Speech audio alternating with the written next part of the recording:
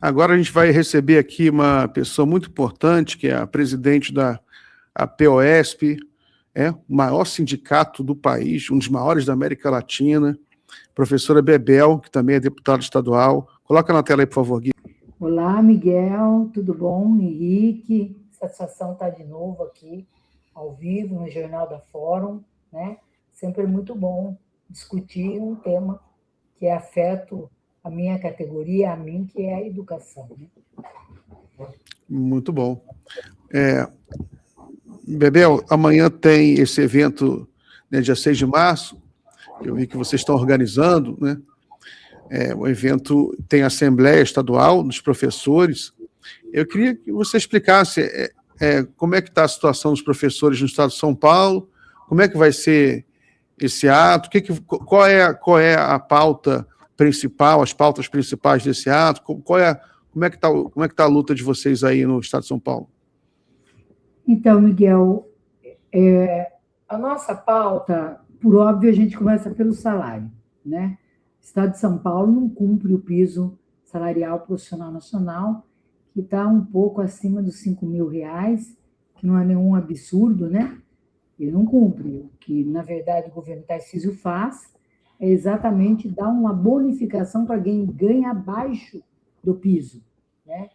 Ganhou um pouquinho acima, já não ganha nada, né? Então, acaba que ele não transforma em reajuste, né? Então, seria importante dar os 5,4%, e você teria uma repercussão na carreira, portanto, de fato, valorizaria. Né? Então, não tem uma política de valorização.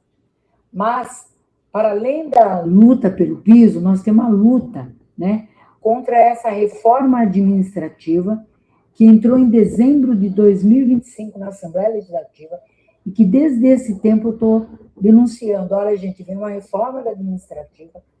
Se todas foram ruins, essa vem para acabar de vez. Não está bom o que o governo Tarcísio fez. O governo Tarcísio reduziu as verbas da educação. O governo Tarcísio precarizou, né? Mudou regras de atribuição de aulas. Esse último ano foi uma avalanche, né?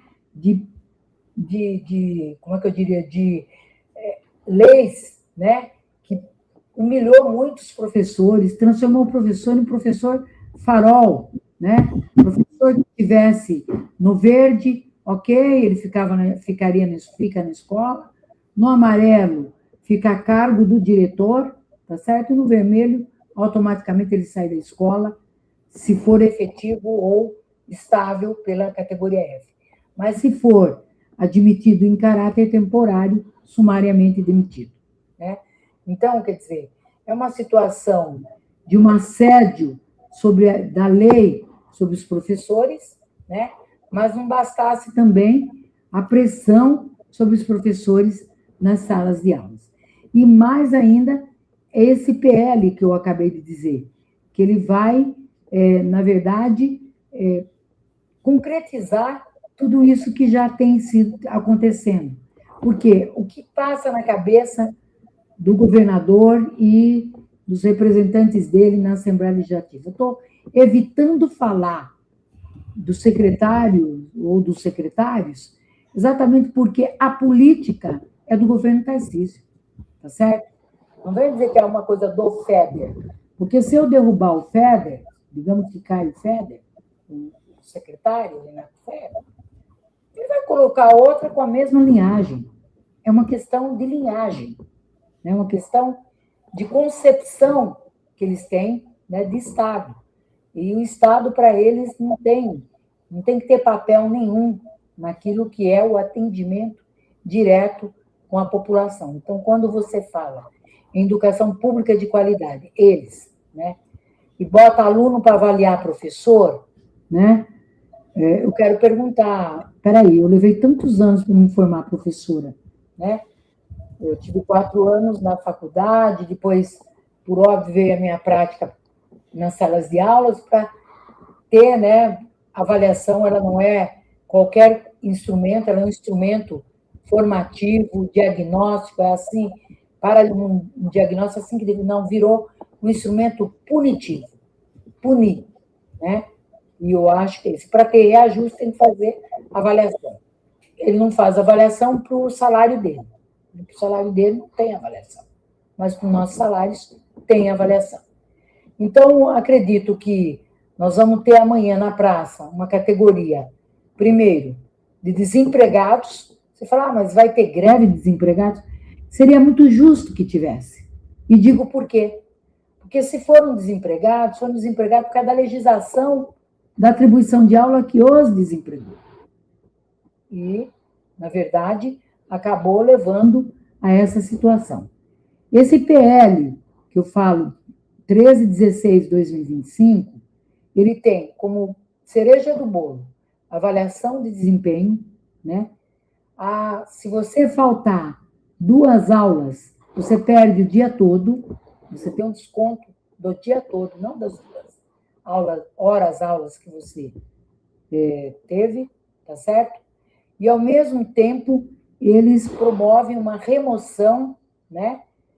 Que não é uma remoção nos termos que a gente sempre teve, por pontuação, porque, enfim, fez cursos, então você passa por um processo de uma remoção, ela passa pelo processo de avaliação, e se não atende, né, as metas que são impostas de cima para baixo pela Secretaria do Estado da Educação, você é removida ou para outra escola e, no caso de ser o categoria O, que é temporário, portanto, temporário por quê? Porque não chamam, né, não os chamam para torná-los, né, efetivo, com dignidade na sua contratação, estes são sumariamente demitidos. Mas é muito ruim também para quem é efetivo, que são os concursados, porque eles saem das suas escolas e ficam rodando escolas, né? E ficam chamados adidos. Então, você fica com uma jornada menor, né? E com perspectiva de uma aposentadoria muito menor. Então, isso é, na verdade, uma afronta, né? A mais importante categoria, né? Eu acho que é a mais importante. Nós formamos todos os demais profissionais, eles se formam. Nós temos na nossa essência, né, a relação nossa com os nossos estudantes, e até isso, né, de certa forma, tratado como algo meio que à parte, né, do processo educacional, e de fora, ou seja, de cima para baixo, vem então esse pacotaço que deveria estar em tramitação por articulação, enfim, por pressão lá na Lesp. A gente conseguiu, né, segurar, jogar para mais uma audiência pública, depois para começar o debate. Mas a minha esperança é que até a audiência pública a gente consiga mostrar uma força, ou a gente gostaria muito que fosse retirado esse PL, né? É central o nosso salário, mas central também são as nossas condições de trabalho. Se isso não levar em conta que o adoecimento nosso, né, que eles falam do absenteísmo, secretário executivo exagerado, não foram dadas 20 milhões de aulas.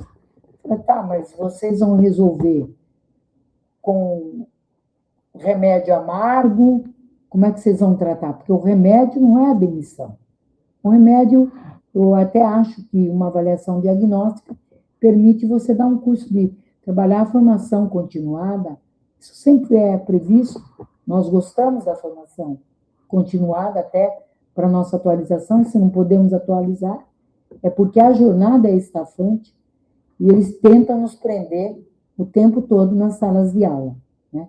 Escola de tempo integral tem que fazer atividade pedagógica diversificada, que é a preparação de aulas, leitura de texto, tudo na escola.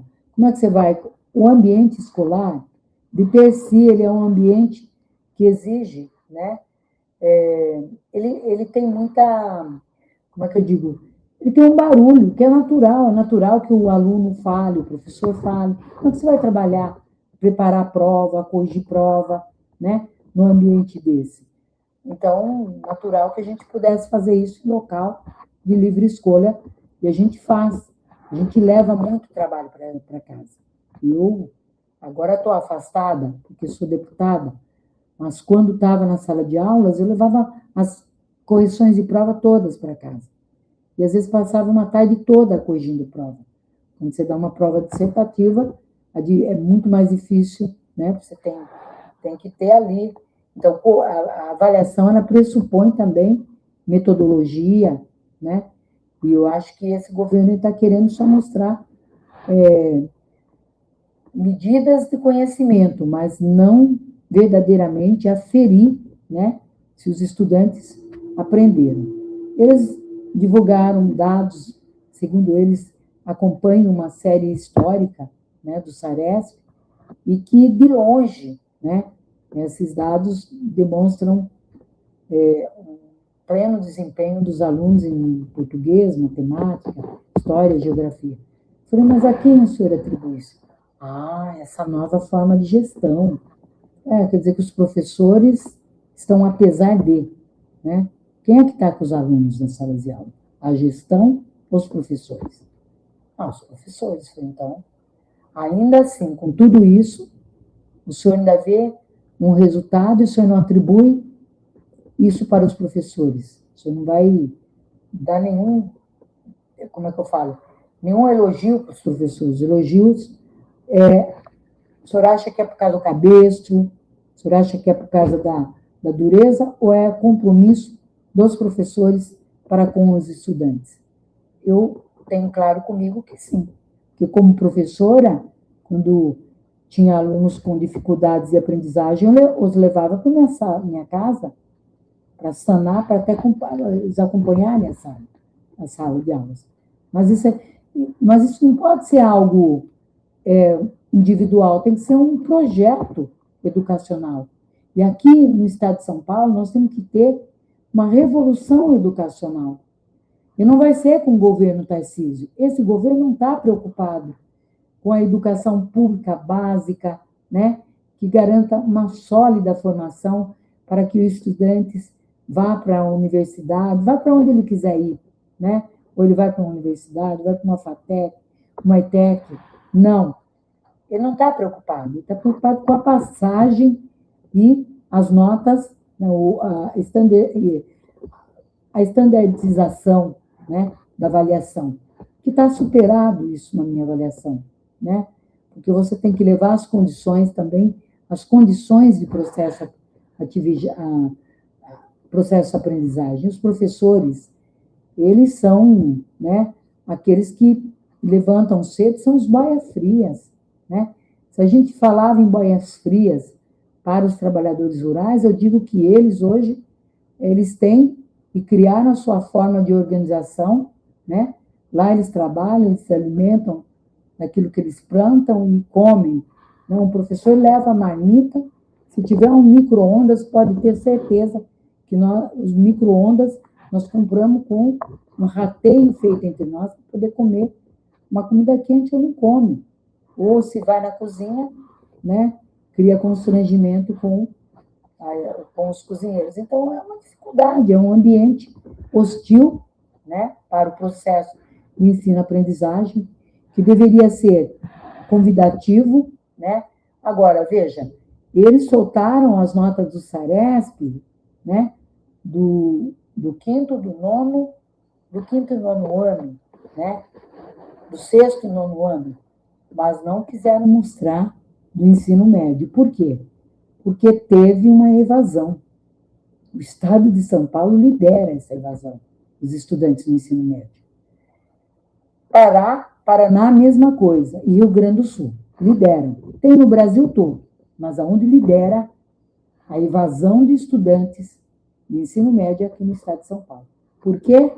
Porque, primeiro, o erro de tornar tempo integral o ensino médio. Tinha que ser lá no início. Começa com a educação infantil, vá para o ensino fundamental, até que, gradativamente, inclua-se. Você fala, mas você é contra como que eu digo, o tempo integral? Não, não sou contra. Eu só acho que nós estamos num país que ainda tem uma desigualdade educacional imensa. O presidente Lula tenta resolver isso com o pé de meia, com a rede de cursinhos populares, tá certo? Mas nós temos que resolver essa questão do aluno trabalhador. Eu fui aluna trabalhadora. E eu estudei, eu tinha um noturno, sabe o que fez o governo Tarcísio? Fechou o noturno. Para quem não pôde estudar em idade própria, no caso da educação de jovens e adultos, tá certo? Você pode ter aulas online, nós não queremos isso. Porque ele já não teve oportunidade de estudar em idade própria. Ele é o trabalhador que vai para o noturno e vai fazer um EJA, que é a educação de jovens e adultos. Mesmo assim, eles fecharam, se quiser, faz por videoconferência. Não, isso não é isso que nós queremos. Então, é um dia, manhã de muita luta. Eu acabo de sair, né, da reunião da diretoria, uma reunião com muito debate, até com debate internacional, contextualizando também o período eleitoral que nós vamos enfrentar. Eu estou muito mais aliviada, né, porque, enfim, eu estou falando da onde eu sou, porque eu sou do Partido dos Trabalhadores, né, e eu ter o Fernando Haddad como pré-candidato, né, a governo do Estado de São Paulo é um bom sinal aqui, sobretudo para nós que somos educadoras. Ele é professor, ele foi de longe o melhor ministro da educação que esse país já teve, o que mais abriu institutos federais, enfim, criou o ProUni, o Reúne, enfim, criou formas de inclusão, o Enem, que virou um instrumento de inclusão social e até mesmo, né, uma forma de lidar com as cotas, né? 50% das vagas tem que ser destinada para os alunos oriundos das escolas públicas, entendeu? Então, eu acho que isso é um sinal positivo, mas uma conjuntura muito difícil. Nós sabemos que vamos enfrentar uma conjuntura também político-eleitoral muito difícil. Eu tenho muita... eu não fico no salto alto, eu tenho muita dificuldades, assim, de ver um cenário tranquilo para nós. Eu acho que vai ser, de novo, né, com esse nome colocado do bolsonarismo, será um nome que vai, sim, criar dificuldades, né? E nós temos muita entrega, mas não é isso que é a percepção popular, e nós vamos ter que cumprir um papel, né, importantíssimo. Então, o dia de amanhã, por óbvio, não vai deliberar sobre a eleição, mas debater sobre a eleição é o nosso dever. Eu não sou uma pessoa... Eu acho que a educação, você debate a educação, você debate tudo, mas também nos permite dizer, né, de que perfil nós pensamos, né, de governo nós pensamos para o Estado de São Paulo. Não pode ser a continuidade deste que está aí. Então, amanhã nós vamos ter uma assembleia, ela deve ser numerosa, nós temos apoio de intelectuais, de artistas, o Chico César vai estar aqui na Praça da República. Nós queremos um tributo à educação, ao funcionalismo público e à sociedade paulista, né? Porque privatização da Sabesp, enfim, toda essa parafernália, né, de desmanche do Estado de São Paulo, não falo desmantelamento mais, mas nem Estado mínimo, é um desmanche, né, do Estado de São Paulo. Quer dizer, o governo Tarcísio entregou tudo para a iniciativa privada e muitos falam assim, é por incompetência. São as duas coisas, a incompetência, mas também o compromisso que ele tem, né, com o setor privado. Acho que tem que, mas acredito que prover uma educação pública e serviço público de qualidade é papel do Estado. Portanto, né, nós vamos estar amanhã, como no dia 20, nós vamos estar no ato, né, do funcionalismo público também, lutando, né, para que a gente consiga reverter, né, essa situação. E se não reverter, nós vamos, então, ter paralisações, enfim, vamos ter que fazer aquilo que é possível diante de uma categoria que está pauperizada, que tem risco de perder emprego, tá? Mas eu disse agora na reunião, e vou dizer amanhã na Assembleia, nós já tivemos um período que nem greve a gente podia fazer, né? E a gente venceu isso aí. Então, acredito que, novamente, nós vamos vencer, né? E vamos passar por ter uma passagem por esse triste momento que passamos, mas uma transição, talvez, para um governo que venha ao encontro dos anseios, né?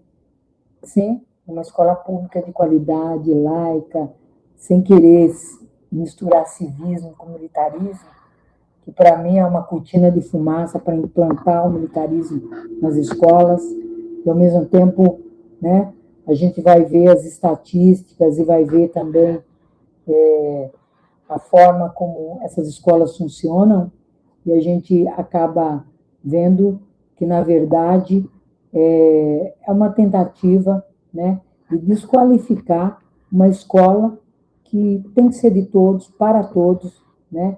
E, como disse inicialmente, com sólido conhecimento.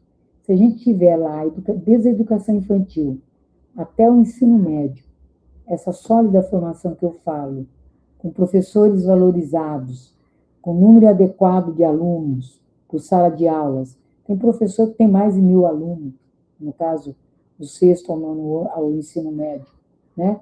Dependendo do número de alunos por salas. Olha, gente, eu acredito que se a gente tiver todas as condições de trabalho, não precisa ficar fazendo isso com os professores. A resposta vem, a qualidade do ensino acontecerá. Ao contrário, você precisa trabalhar na chibatada e fazer de conta que o número, né, do Saresp subiu. Eu tenho dúvidas, né? Eu acho que a gente passa por um momento muito difícil, sobretudo pelas condições de trabalho e também pela dificuldade que os professores têm enfrentado, né, aqui no estado de São Paulo. Muito bem, professora, muito bem. A gente está chegando no finalzinho aqui do programa, tem 3 minutos. Queria só fazer a última pergunta sobre a questão do sindicato. A gente sabe que o sindicalismo no Brasil, no mundo inteiro, enfrenta essa crise, né? E os sindicatos de professores são um dos últimos bastiões de resistência sindical, não só no Brasil, nos Estados Unidos, no mundo inteiro. Como é que você está vendo a questão sindical no país, né? Eu estou falando isso porque é um sindicato muito importante, um dos últimos bastiões de resistência sindical no país. Como é que você está vendo a questão sindical no país? Se você vê que como é que a gente pode fazer avançar a questão sindical para melhorar a situação dos trabalhadores no país? Gostei da pergunta, Miguel. Eu acho que eu falei tanto e não falei da organização sindical. No congresso passado, último agora, nós lançamos um projeto sindical. A gente mantém a verticalização, porque tem que ser, a diretoria tem que ser eleita pelos seus, né, pela categoria que ela representa, ok, mas ela tem que ser, a educação ela tem que horizontalizar, não tem jeito, porque o trabalhador tem filho na escola pública, né? Todos têm filho na escola pública. Quando eu falo em horizontalizar, é ter os movimentos sociais junto conosco. E esse projeto de horizontalização prevê, tanto que a gente está organizando os comitês populares em todas as subsedes do Estado de São Paulo, da POS. Nós temos 96 subsedes. Nós podemos ter mais que 96 comitês, porque as nossas subsedes ela tem uma nucleação. Ela está aqui, eu tenho uma subsede, eu tenho mais 6 ou 7 municípios que nos rodeiam, né? E, portanto, vai nuclear tudo. Além disso, nós vamos trabalhar com a ideia de que nós vamos organizar assembleias populares, porque não adianta, o mundo do trabalho, ele mudou, né? E ao mesmo tempo, o sindicalismo, por exemplo, na era em que o presidente Lula foi presidente, né, do sindicato dos metalúrgicos, liderou aquela greve, ali veio um novo sindicalismo, né? Que é esse modelo que nós estamos hoje.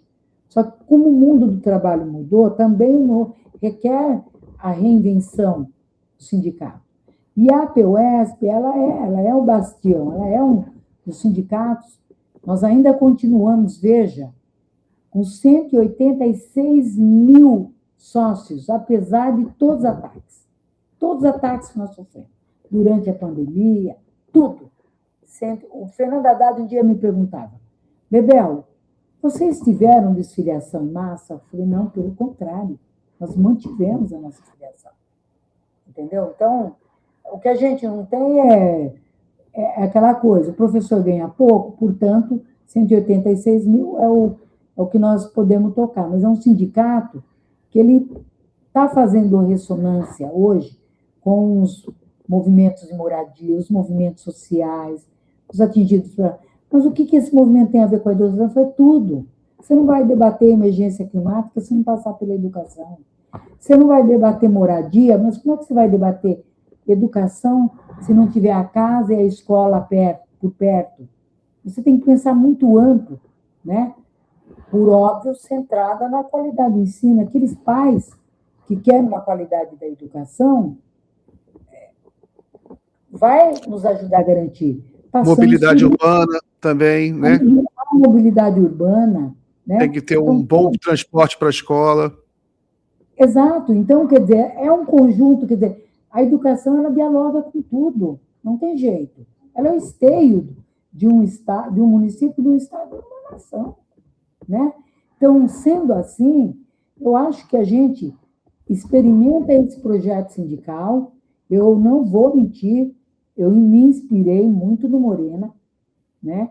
Que é do México. Eu fui lá buscar. Legal. Elas vieram para o nosso congresso, veio uma deputada para o nosso congresso que explicou, né? Então, a gente construiu também, e eu quero ir para o México. Eu vou para o México, eu sei que a Cláudia Sheinbaum, né? Está passando, mas ela está levando lá, né? A liderança dela no México, enfrentamento com o Trump, né? Então, a gente sabe a dificuldade que ela está passando, mas ela está saindo, né? Então, eu acredito que isso vai levar muito sindicalismo aqui, o sindicalismo. A própria CUT precisa de pensar, entendeu? Como central. Eu não estou fazendo uma crítica porque a CUT não funciona.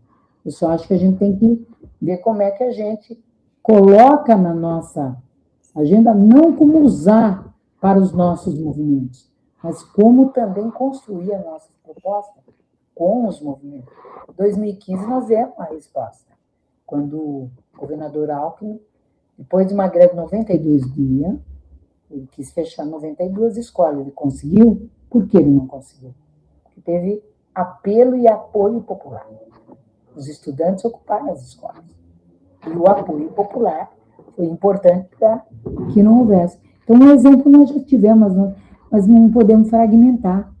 Você tem que dar continuidade a isso, para isso. Porque a greve de 92 dias, nós tivemos também apoio popular. E eu acredito transpôs para o seguinte semestre. Por quê? Eu nunca me esqueço da capa da Folha de São Paulo, o nosso balão murcho. Isso tem um significado. Eles fizeram a capa assim, é? A capa, um balão murcho da PUESP. Né? Eu disse, olha... É a cara da Folha fazer isso. Você tá bom, nós acabamos? Veremos. Tá? Tocamos a vida no segundo semestre. Aí nós já estávamos com estudante, com MST, com MTST, o raio que paga, tudo na porta da escola para dar guarida para os estudantes. Então, eu acredito muito nesse novo modelo sindical da PUESP, acredito que a gente vai ter muita força. Nós estamos com os artistas, eu já disse, nos apoiando, nós temos que trazer para o nosso lado, entender, né? E eu acho que é muito importante. Tá? Muito obrigada aí pela oportunidade. Muito bom, professora. Muito bom. A gente chegou ao final, a gente passou um pouco da hora. Agradeço muito a sua presença. Boa sorte para a senhora e para o sindicato. Amanhã, todo mundo que for... todo mundo pode ir, tem um show, né? Imagino que seja aberto, então vai ser muito legal. A gente faz a assembleia, unifica com o funcionalismo, dessa encaminhada para a Praça da República, e aqui a gente fecha com o tributo à educação. Que legal. Se eu estivesse no Paulo, eu iria assistir o show dos... Então, felicidade. Então, boa sorte lá com o evento amanhã. Eu agradeço o Henrique, você, Miguel. Miguel do Rosário, que legal, mano. Tá? Satisfação estar falando com vocês, tá? Um abração. Obrigada. Obrigado. Obrigado, professora.